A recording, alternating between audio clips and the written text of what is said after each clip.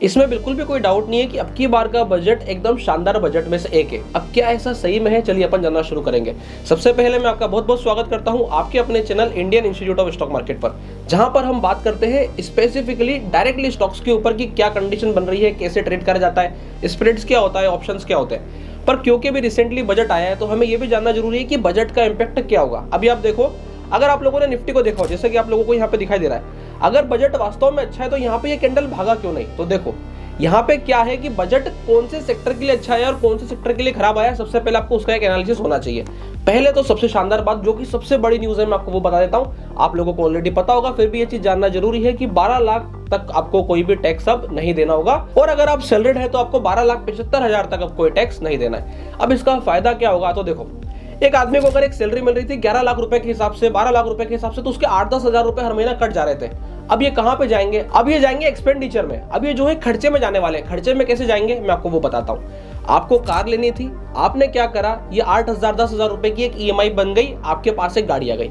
आपने क्या करा, इसमें थोड़े और पैसे मिला करके एक बड़ी गाड़ी ले ली। तो यहाँ पे ऑटोमोबाइल इंडस्ट्री को एक बूम मिलेगा। इसलिए आप लोगों ने देखा होगा कल बेहतरीन नंबर के साथ साथ जब बजट आया तो मारुति और इसके अलावा आइशर मोटर सब बड़ा मूव कर रहे थे। मैं आपको यहाँ पे दिखा भी देता हूँ। अभी मैं आपको सेक्टर स्पेसिफिक थोड़ा सा दिखा भी देता हूँ। तो यहाँ पे अगर आप एक चीज देखेंगे, एक सेकंड देखो, मैं जरा यहाँ पे ऑटो ओपन कर देता हूँ। अगर आप यहाँ पे देखोगे तो ये आप देखो हीरो मोटोकॉर्प, क्या उसमें मूव आया है शानदार वाला। कंटिन्यूअसली पिछले 3-4 दिन से तेजी चल रही थी और अच्छे नंबर्स के साथ साथ बेहतरीन बजट आ गया, चल दिया। यहाँ पे आप देखोगे मारुति एक्स्ट्रा ऑर्डिनरी परफॉर्मेंस, पिछले 2 दिन का मूव ट्रेमेंडस मूव दिखा रहा है। तो ये कहीं ना कहीं आपको चीजें ऐसी ही देखने को मिलेगी। ये रैली क्यों आई है, ये रैली इसलिए आई है अब वो स्पेंड करने वाला है क्योंकि उसको टैक्स में जो छूट मिली है उसके कारण। तो यहां से एक चीज तो बन गई है कि अब यहां से स्पेंडिंग बढ़ने वाली है, और इसी की चीज को ध्यान रखते हुए आपको एक चीज समझनी है कि अगर स्पेंडिंग बढ़ने वाली है तो यहाँ पे आप लोगों की डिमांड ऑलरेडी बढ़ चुकी है। डिमांड बढ़ चुकी है इसलिए मार्केट ने रैली करी है, और आपको बिल्कुल तैयार बैठना है। अगर डिमांड बढ़ गई है तो यहाँ पर आपको सप्लाई कम होती दिखेगी, और ऐसे केस में यहाँ पे महंगाई भी बढ़ सकती है। ये चीज का विशेष ध्यान रखना है। ये सबसे इंपॉर्टेंट पॉइंट है शायद तक, जो कि आपने नहीं सुना होगा, पर महंगाई बढ़ने वाली है। ये चीज बिल्कुल नोट डाउन कर लें। इसलिए इन्वेस्टमेंट मस्ट है। तो जितने भी लोग यहाँ पे इन्वेस्टमेंट नहीं कर रहे हैं उनको एटलीस्ट इन्वेस्ट करना शुरू कर देना चाहिए। ये सबसे इंपॉर्टेंट पॉइंट यहाँ पर रहने वाला है। अब अगली बात, इसके अलावा और बड़ा फायदा कहां पर दिखा, तो देखो अब की बार थोड़ा सा बजट में उल्टा हुआ। जो चीजें हमेशा डर के बैठती थी ना कि अब की बार तो हमें नीचे घुसना है, बजट में निर्मला सीतारमण जी आएंगे और कुछ ऐसा बोलेंगे कि कंजम्पशन पे मार पड़े, कुछ ऐसा बोलेंगे कि आदमी खुश ना हो। अब की बार एक आम आदमी खुश हो गया। तो ऐसे में आम आदमी खुश हो गया तो आप देखोगे ITC, डी मार्ट यानी कि कंजम्पशन वाले जो स्टॉक है, वोल्टास, ये सब एकदम भागे। क्यों भागे, क्योंकि आदमी अब जाएगा, स्पेंड करेगा। यहाँ पे जो है एकदम से डिमांड बढ़ गई, और मैंने आपको वही रूल बताया कि डिमांड बढ़ गई है, इस कारण से ये वाला सेक्टर एकदम ऊपर की तरफ बूम करा है। ठीक है, इसके अपोजिट आप लोगों ने देखा होगा डिफेंस सेक्टर पे अब की बार डिफेंस का एक शब्द इस्तेमाल नहीं हुआ।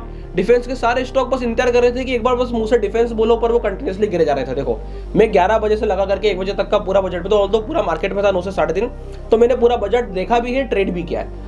तो वहां पे बस वेट हो रहा था कि एक बार डिफेंस सेक्टर कोई कुछ बोले तो वो चले। डिफेंस सेक्टर का शब्द, डिफेंस का नाम ही नहीं लिया गया, और डिफेंस के सारे स्टॉक ऐसे बस गिरते चले गए। मैं आपको दिखाता हूँ। यहाँ पे अगर आप देखोगे BEL को सेम सिनेरियो था, बस वो इंतजार कर रहा था कि एक बार कोई डिफेंस बोले, बिल्कुल तैयार नहीं है। HL एक बार बस डिफेंस बोले, बिल्कुल तैयार नहीं है। यहाँ देखो भारत फोर्ज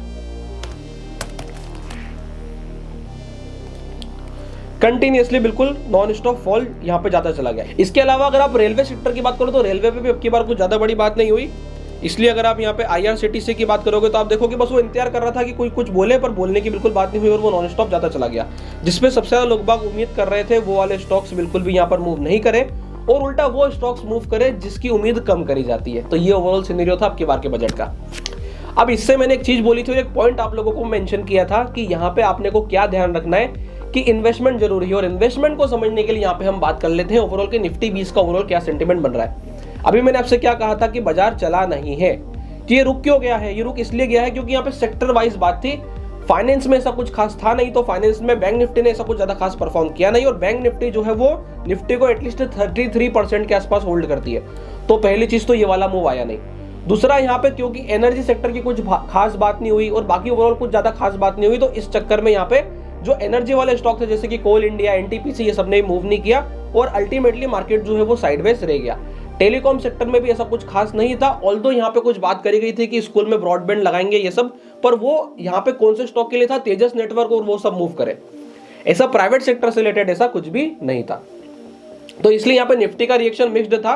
पर जो चलने वाले स्टॉक थे वो कौन कौन से थे? ऑटो में एक अच्छा खासा मूव था और साथ साथ में कंजम्पशन में आईटीसी, हिंदुस्तान यूनिलीवर और नेस्ले, ये सब ने एक बढ़िया वाला मूव दिया है। अब यहाँ पे ध्यान देने वाली बात क्या है कि यहाँ से आगे का निफ्टी का व्यू है क्या, सबसे पहले ये समझ लो। तो इससे पहले मैं एक चीज बता देता हूँ, यहाँ पे लिथियम आयन बैटरी को जो है सस्ता कर दिया गया है। अभी लिथियम आयन बैटरी सस्ता होने से फायदा कहाँ होगा मैं बता देता हूँ। यहाँ होगा, हम देखो, हम डायरेक्टली सिंपल सीधी सी बात है, हम कैसा सोचते हैं। देखो मैं कैसा सोचता हूँ, मैं मेरा बताता हूँ। मैं डायरेक्टली बजट को एज ए मार्केट से देखता हूँ, मैं मेरा नेचर बता देता हूँ, क्योंकि मैं मार्केट ट्रेड करता हूँ। मेरे को मार्केट के बाहर का लेना देना नहीं है कि वहां पे कौन सी योजना है, क्या है, इससे इतना इंपैक्ट नहीं पड़ता है। जो डायरेक्टली यहाँ पे इंपैक्ट पड़ेगा ना, सबसे समझदार कौन है पता है आपको? सबसे समझदार है मार्केट। अगर मार्केट ने किसी चीज पे रिएक्ट किया पॉजिटिवली, इसका मतलब समझना कि वो चीज बहुत अच्छी है। मार्केट को बाकी चीजों से लेना देना बहुत कम होता है। जैसे कि कोविड आया था, तो सबसे पहले अगर किसी को आभास हुआ था ना कि कुछ गड़बड़ होगा, तो वो मार्केट को था, क्योंकि मार्केट तो दे धमाधम नीचे जाना शुरू हो गया था। तो यहाँ पे बेस्ट, सबसे बेस्ट अगर कोई इंडिकेटर है जो आपको बताएगा कि कौन सी चीज अच्छी है कौन सी चीज खराब, तो वो क्या है? वो है हमारा मार्केट। तो मार्केट ने कैसा रिएक्ट किया? यहाँ पे ईबी इंडिया कैसा रिएक्ट कर रहा है? पॉजिटिव रिएक्ट कर रहा है, मतलब उसके लिए प्लस बात है, यहाँ पे एक चाल बनेगी। बात समझ में आ रही है? ठीक इसी प्रकार से अगर हम बात कर लेते हैं निफ्टी की ओवरऑल एनालिसिस करने की बात करें सिर्फ और सिर्फ, तो लास्ट टाइम हमने जब निफ्टी 20 ETF ओवरव्यू की बात करी थी, तो हम क्या बात कर रहे थे? हम ये बोल रहे थे कि ये जो 800 का लेवल है, यहाँ से हमें एक टर्न अराउंड मिलेगा। आप देखो, बिल्कुल इसको टच करेगा मार्केट और एक शानदार वाला मूव करेगा। ये हमारी बात हुई थी। अब जाके प्रीवियस वाली वीडियो को चेकआउट कर सकते हैं, जहां पे मैंने ये कहा था कि मार्केट थोड़ा सा होल्ड कर रहा है, साइडवेज होगा, इसके नीचे जाके बंद कर सकता है, 800 को टच करेगा और एक शार्प रिकवरी हमें देखने को मिलेगी। क्या वो शार्प रिकवरी आप लोगों को दिख रही है? तो जवाब आएगा हाँ, बिल्कुल दिख रही है। एक बार मैं इसको क्लियर करता हूं। अब ये जो शार्प रिकवरी आ गई है, हमारा नियम क्या था, हमने क्या बनाया था, पहले ये सुनते हैं। 22,800 से लगा करके 23,240 के बीच का जो हमारा जोन है, ये एक इंपॉर्टेंट जोन है। अगर मार्केट अच्छे कैंडल्स के साथ में इसको ब्रेकआउट करता है और आकर के उसने रिटेस्ट भी कर लिया, अगर उसको प्रॉपर तरीके से होल्ड करता है, तो we may C a move कहां तक? यहां तक। तो अब अपन देखेंगे ओवरऑल सिनेरियो क्या बनता है, मार्केट कैसे चलेगा। पर यहाँ पे अगर बात करी जाएगी क्या स्ट्रेंथ कैंडल आ गई है, तो मैंने आप लोगों को क्या बताया है कि मैं ऐसे कैंडल्स को प्ले आउट करता हूं। तो ये उसी में का कैंडल है, तो जी हाँ बिल्कुल ये उसी में का कैंडल है। What will be the stop loss? तो स्टॉप लॉस मेरा ये वाले लो के नीचे या ये वाले लो के नीचे रहना चाहिए। ये ओवरऑल सिनेरियो बनता है जब हम बात करते हैं स्विंग के नजरिए से सोचने की। देखो अब स्विंग क्यों बोल रहा हूं मैं, क्योंकि हमें वो स्ट्रेंथ मिली है जो हमें चाहिए होती है। मैं आ जाता हूं थोड़ा सा लॉजिक पे कि व्हाट इज माई लॉजिक। तो देखो यहाँ पे मेरे दो लॉजिक है। अब एक जो मेरा पहला लॉजिक होता है वो होता है कि हमेशा हम स्विंग पर्सपेक्टिव सोचते हैं, और अगर हम ETF में ट्रेड करते हैं, किसमें? ETF में, तो हमें कोई शर्म नहीं है, हम ETF में स्विंग जरूर जाते हैं, पर गलत हो जाते हैं तो हम उसे एज ए इन्वेस्टमेंट रखते हैं। पर जब हम स्टॉक पे ट्रेड करते हैं तो ये थ्योरी बिल्कुल भी फॉलो नहीं करते। क्या थ्योरी है, बात समझ में आई? रूल नंबर 1 इज कि हम स्विंग में जाते हैं, ETF में स्विंग करते हैं जब जब अपॉर्चुनिटी देती है तब तब। पर अगर हम गलत होते हैं, क्या बोला मैंने आपसे, अगर हम गलत होते हैं तो हमें कोई शर्म नहीं है इसको एज ए इन्वेस्टमेंट रखने के लिए, क्योंकि हम ETF पर हैं। सेकेंड मेथड, हम सिर्फ और सिर्फ इन्वेस्टमेंट करते हैं, हमें स्विंग से कोई लेना देना नहीं है। ज्यादा पैसे आते ज्यादा लगा देते, कम पैसे आते कम लगा देते। तो ऐसा नहीं करते, एक रूल बना रखा, उस रूल के हिसाब से काम करते हैं। रूल क्या है? रूल सुन लीजिए, कितना % गिरेगा तो मैं कितने % का खरीदूंगा। ऐसा आप एक नियम बना सकते हो। निफ्टी 1% गिरेगा मैं 1000 का खरीदूंगा, निफ्टी आधा % गिरेगा मैं 500 का खरीदूंगा, बात खत्म हो गई। अब आप बोलोगे निफ्टी तो मैं खरीद नहीं सकता, तो बिल्कुल नहीं खरीद सकते आप। निफ्टी 500 1000 रुपए में निफ्टी नहीं खरीद सकते। निफ्टी 20 ETF है, उसको खरीद सकते हैं। एनालिसिस कैसे करेंगे? एनालिसिस करने के लिए निफ्टी को देखना पड़ता है। अब यहां से आगे की चाल क्या है वो अपन थोड़ी देर में डिस्कस करेंगे, पहले रूल समझ लो। तो ये जो हमारा परसेंटेज वाला नियम है ना, ये बढ़िया काम करता है।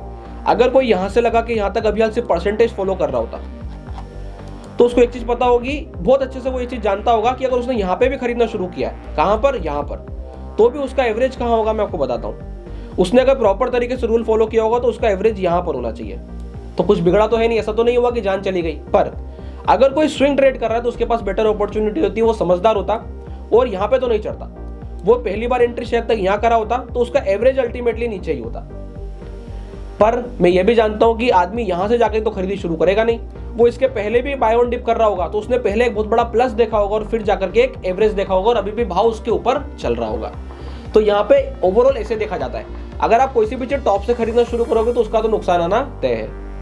ये चीज समझ में आई? तो यहाँ पे जो दो रूल मैंने आप लोगों को बताए वो आपको प्रॉपर तरीके से समझ में आए होंगे। अब यहाँ पे बात आ जाती है कि अभी आप कौन सी एंट्री के बारे में सोचते हैं। तो पहले देखो हमारा एनालिसिस एकदम इंटेक्ट है, जो हम थ्योरी फॉलो कर रहे थे वो थ्योरी एकदम प्रॉपरली बनी है। मैंने आपसे क्या कहा था कि मैं तब आऊंगा जब यहाँ पे ये वाला लेवल टूट जाएगा, तो मैं आपको नेक्स्ट वीडियो लेकर के मिल जाऊंगा।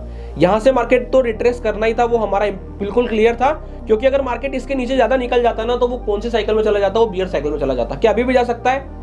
डिपेंड करेगा कि यहाँ पे मार्केट कैसा रिएक्ट करता है। उसने एक इंपॉर्टेंट जोन को क्लियर कर दिया है और उसे एक टेस्ट भी कराया है। कल नीचे टूटा था, फास्ट पेस में गया था, पर जैसे जैसे बजट में लास्ट में उन्होंने होल्ड कर रखा था। काय के लिए पता है? कि जो 12 लाख तक का टैक्स हम फ्री करने वाले हैं ना, वो बिल्कुल एकदम आखिरी का पॉइंट था, जो कि उनको बिल्कुल आखिरी में देना था। जैसे उन्होंने वो पॉइंट बोला, मार्केट ने रिकवरी करना शुरू कर दी थी।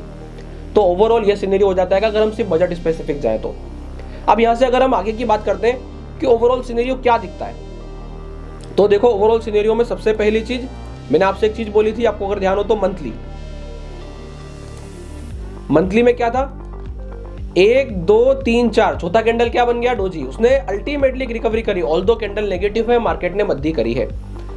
अब यहां से ये वाला कैंडल क्या बता रहा है? ये वाला कैंडल ये बता रहा है कि यहाँ पे ऊपर वाला टेस्ट अब होना चाहिए। अब एक बार को यहाँ से मार्केट ऊपर की तरफ जूम करना चाहिए, तो उसके पास पूरा मंथ है। एक चीज ध्यान रखो, मंथली कैंडल में ऐसा कभी भी नहीं होता है कि एक कैंडल एक ही दिन में बन जाएगा, ये चीज को समझे।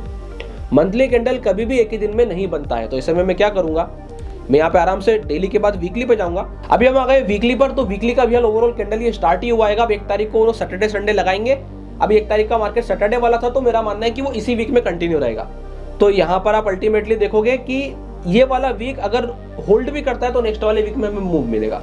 तो उसके लिए आप डेली पे आ जाओ। अब अगर हम ये वाले वीक को एज अ होल्ड मानते हैं कि होल्ड रहेगा, तो रेंज क्या होने वाली है? इसके नीचे जाना मुश्किल है, ये चीज ध्यान रखिएगा। ये 240 का लेवल सबसे ज्यादा मुश्किल है, इसके नीचे नहीं जाना चाहिए। इसके नीचे जाने पे नेगेटिव कैंडल बनेगा, तो आपको ये चीज ध्यान रखनी है। मार्केट अधिकतर अपने आप को संभाल के रखेगा 23 240 के आसपास, 240 के ऊपर सस्टेन कराएगा। और ऊपर में अगर ये वाला हाई नहीं तोड़ेगा तो मार्केट साइडवेज वाले जोन में रहेगा और मूव कब करेगा? फिर नेक्स्ट वाले वीक में।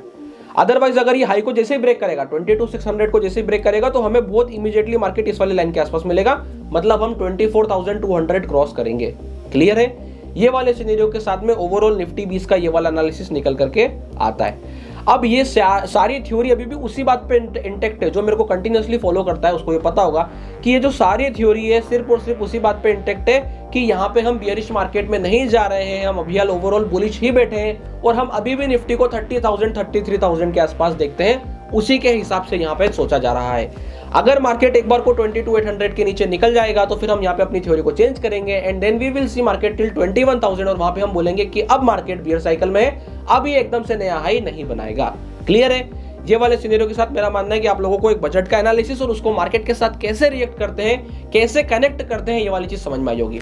अगर वीडियो अच्छी लगी हो तो वीडियो को लाइक कीजिएगा, चैनल को सब्सक्राइब कीजिएगा। इसके अलावा अगर आप लोगों के कुछ डाउट रह जाते हैं, अगर आप लोग ये चाहते हैं कि ETF पर और भी बात हो, अदर ETFs पर बात हो, तो आप वीडियो के नीचे कमेंट कर सकते हैं। ETF का नाम लिखना, मैं कोशिश करूंगा उसके ऊपर बहुत जल्द वीडियो लेकर के आऊं। अगर आप लोगों ने वीडियो अच्छी लगी हो तो चैनल को सब्सक्राइब जरूर कर लेना। इसके अलावा अगर आप लोगों ने अभी तक अपना डीमैट अकाउंट नहीं खुलवाया है तो डिस्क्रिप्शन के नीचे लिंक मिल जाएगा, आप जाकर अपना डीमैट अकाउंट ओपन करा सकते हैं। तब तक के लिए बहुत बहुत धन्यवाद।